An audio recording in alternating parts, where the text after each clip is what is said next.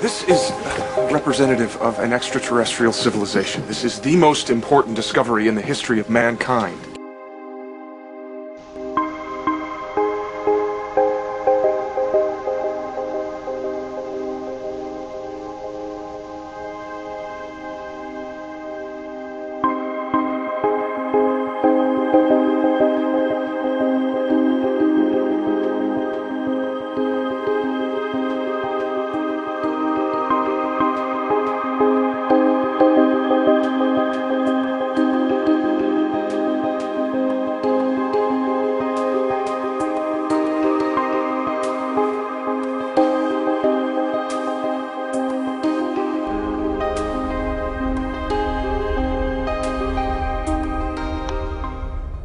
It's 2011, and we're coming up on 2012. This is the, I guess we're going to the 13th year anniversary of Dr. Reed's encounter since he came forward with this information in 1998, November.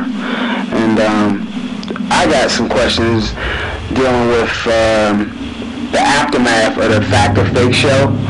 Also, I got questions dealing with the linked artifact video, circumstances behind that, if you can discuss any of that. But just, if you can, just briefly, again, I know you've already done it before, but if you can give more details, step by step, concerning the activation of the link, your perceptions. Briefly give us descriptions of your perceptions on what you see once you've already activated it and arrived to the space and time that you are on the other side with the light beams. The linked artifact is this unique wrist device. I mean, it's like a remote control for something that we can't even comprehend. It's basically run and controlled by its owners, the superiors who have either engineered it or are using it for their own means. We don't know what all it does. I mean, it's fabulous. It's fantastic. It's unbelievable. But we have no concept. We have nothing to hold it up against to really know its true potential. I mean, we know that whoever is wearing it, you're basically asking permission to be activated when you put it on your wrist. Sometimes it works, sometimes it doesn't. There's been times where people have tested it and it made them very sick. Robert used it one time way in the early days, just trying it, and it made him sick for a week. And another guy used it and he ended up dying. A science administrator of a university. But I don't know why I was given permission to use this. I don't know why I was chosen. A lot of people say, oh, you're chosen to do this. We're selected. Okay. It's a unique thing. It's in some respects, it's an honor. I suppose it's not fun. It's not a ride at an amusement park. It's painful. It creates a situation in my body that feels like a heart attack is happening. A huge thrombosis in my chest. Painful throughout my whole body when it's activated. It's a harmonic disturbance within my chest, a vibration. Some people have said that it's a changing of frequency and or dimension that takes place that causes the actual transformation. The process of using it and taking you wherever it takes you is a winking out feeling, like you're in a room where you start and then your sight becomes less and less and less clear to the point of almost tunnel vision and almost total darkness, and then a second later you feel like you're standing in this big white room, big round white, with all these other entities, looking down on you, looking at you, and in that moment, it's like being in the presence of an angel or God. You don't want to leave. You feel loved. You feel tremendous amount of safety in that moment of embrace. It's very difficult to explain. Your emotions are running so, the whole spectrum of emotion, from positive to negative to fear to joy, is just incredible. It's not any one thing. Where is the place? People say, where do you go? Is it a ship, or is it is it some special location? I can't answer that question. I don't know where I go. All I know is that in that moment, these entities are embracing me and telling me in my mind that I'm okay, this is okay. It's okay not to fully understand this, and that I have been selected, or I've been given this opportunity to communicate, to talk with them, to understand, and to be a focus for the moment of trying to understand what is happening with this process, with them, and their situation with maybe me, the subject, at that moment. It's very difficult to understand and discern all of what I'm being told. It's not words, it's feelings, it's memories, it's unlocking emotions within my own history, my own mind. And my mind is trying to translate these feelings into some kind of logic, and it's almost impossible. And then they take you back, and then they say, you're okay, and we're going to take you back to where you belong. And then you're back a few seconds later.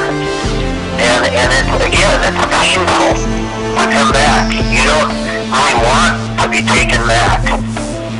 I've said this so many times, but people don't understand. This isn't something I chose to do. Okay, I didn't want this. In the beginning, I tried to give this away, the evidence, the case. I tried to talk to people in the international UFO community and say, please help me. And they pushed me away. They outed me. Tried to run me out of town for whatever reason. And, this goes back to the feeling of, when something this unique, this truly fantastic happens to someone, you would like to find people who could help you, who could literally guide you, who have had some experience with this type of opportunity before. But I found that, and I was really disheartened by the fact that the community, the UFO community, the paranormal community, really gave me very little support. And over the years, I found this is true. This has been the case all over the world, where many, many, many people had contact who literally are shunned by the mainstream UFO community because either their stories are too fantastic,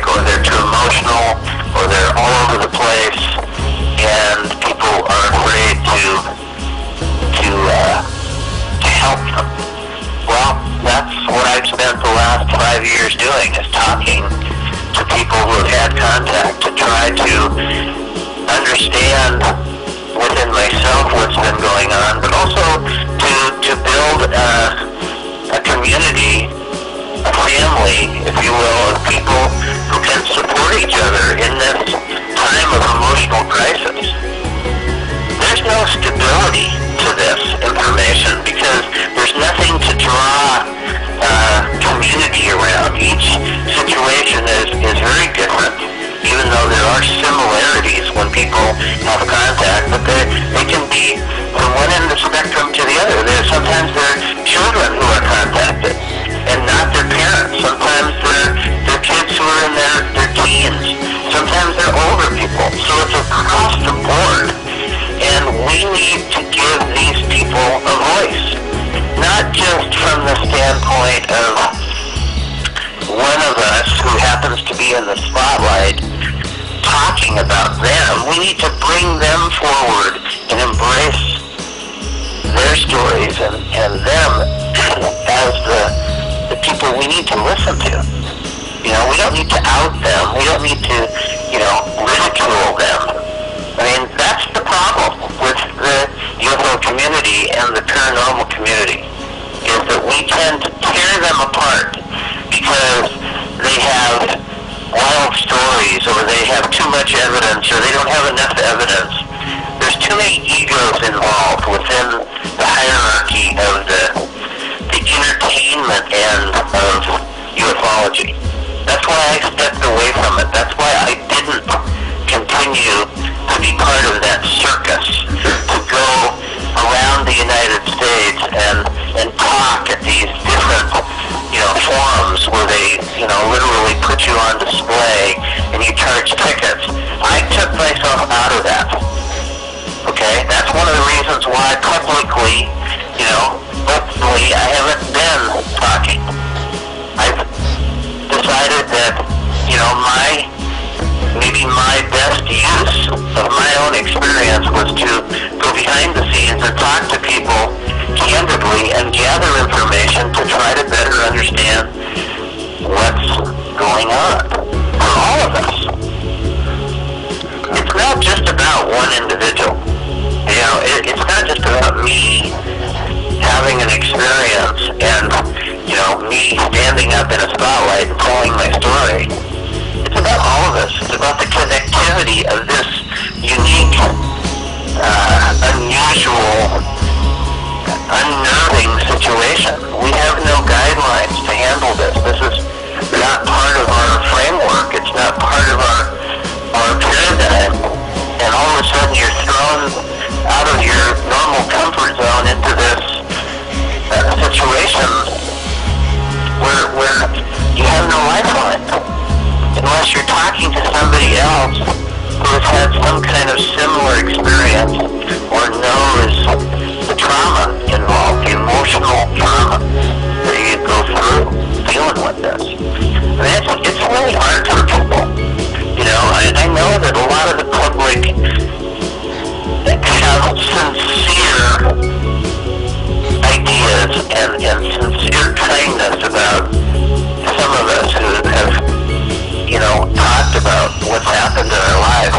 But for, I think, the majority of the people, they don't understand the hardship. They don't understand how difficult this whole thing is, how it's emotionally draining, and it tears your life apart. I mean, you lose your family and your friends and your job and your whole position within your normal scope of life.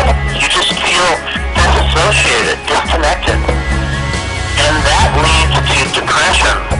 And depression can lead to frustration and, again, feeling more and more displaced to the point where